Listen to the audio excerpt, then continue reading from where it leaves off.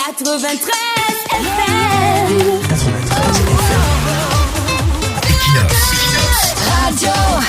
Bonjour, le RDPC a décidé de bloquer la mobilité politique des élites, c'est-à-dire qu'il a pris la résolution de ne plus permettre de changements à la tête des institutions politiques du pays. Il a fait le choix du maintien des mêmes visages. Dans les mairies, le parti a décidé de conserver les mêmes personnes et ce, dans les 360 communes que compte le Cameroun. En modifiant l'obligation d'organiser les élections dans un délai bien précis, le RDPC s'est doté de la possibilité de ne plus jamais organiser d'élections municipales jusqu'à nouvel ordre. Ce qui signifie en d'autres termes qu'il s'est donné les moyens de maintenir à vie les maires et les conseillers municipaux actuels à la tête des communes. Même chose pour les députés. Avec le concours de la Constitution qui permet au RDPC de reporter les élections législatives comme bon lui semble, le parti est aussi sur la trajectoire du maintien à vie des députés actuels. Même en décembre prochain, il pourra encore renvoyer les élections législatives. La loi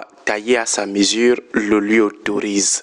Ces mêmes intentions immobilistes se lisent dans la gestion du personnel politique qui dirige le gouvernement. Depuis 2019, Paul Biya n'a fait ni remaniement ni réaménagement ministériel. C'est le gouvernement le plus long de tout le règne de Paul Biya. Avant 2019, ce dernier ne passait jamais plus de 4 ans avec le même gouvernement, mais l'équipe actuelle a déjà 8 ans d'âge. Un gouvernement qui dure plus longtemps qu'un mandat présidentiel, et ce, malgré des vides provoqués par les décès de ministres et des démissions. De plus, rien n'oblige le RDPC à former un gouvernement dans les prochains jours. Il y a donc de fortes chances qu'il n'y ait plus de nouveau gouvernement jusqu'à la mort de Paul Biya, c'est-à-dire que tant qu'il vivra, il risque de ne plus avoir de remaniement. Il est donc clair que le parti unique, l'UNC, qui avait juste changé de nom en 1985 en devenant RDPC, a fait le choix de l'immobilisme. Les vieux visages risquent de rester à vie. Conséquence, ceux qui, au sein du RDPC, rêvent de devenir conseillers municipaux, députés ou ministres vont encore attendre longtemps. Même chose dans la magistrature, avec des magistrats qui ne sont pas mis à la retraite bien qu'ils aient atteint l'âge. Entre-temps, la carrière des jeunes est bloquée. Même chose dans l'administration territoriale. Les gouverneurs et les préfets qui devraient déjà aller se reposer pour laisser la place à ceux qui les suivent sont toujours là. À la tête des entreprises publiques et parapubliques, c'est la catastrophe.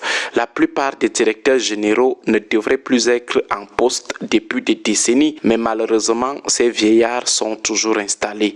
On peut dire que ces dernières années, Paul Biya a pris l'engagement de ne plus permettre à ceux qui attendent au quartier de devenir magistrats, présidents du tribunal, directeurs généraux, gouverneurs ou préfets. Même au sein du Rassemblement démocratique du peuple camerounais, beaucoup attendent depuis longtemps un congrès pour espérer devenir membre du comité central ou membre titulaire.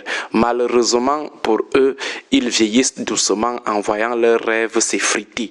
Les rêves brisés dans le camp du RDPC, voilà comment il faudrait même tirer cette réflexion. Nous revenons sur ces longues attentes chez les jeunes loups du RDPC pour démontrer que ceux qui pensent que l'immobilisme fait plus de mal aux opposants et à ceux qui veulent le changement se trompent lourdement.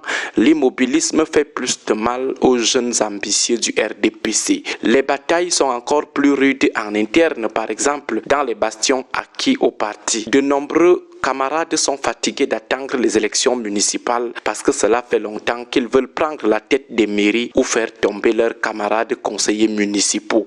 Dans l'administration territoriale, nous connaissons même un préfet qui attend depuis son affectation comme préfet qu'on le nomme à la place de son gouverneur. Ce préfet ne cache d'ailleurs jamais l'angoisse de cette longue attente. Il va jusqu'à provoquer des clashs publics contre son gouverneur en essayant de démontrer à ce dernier qu'il sera le boss de la région. décision dans les prochains jours.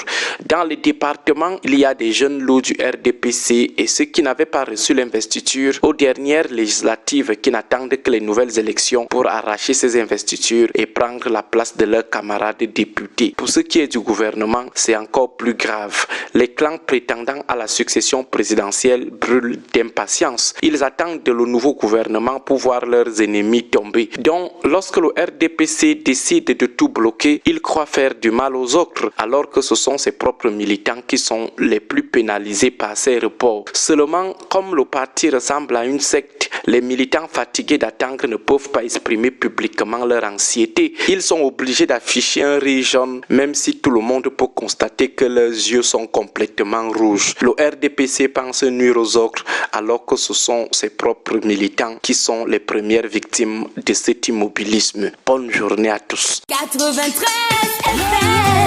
93 FM. Equinox. Radio.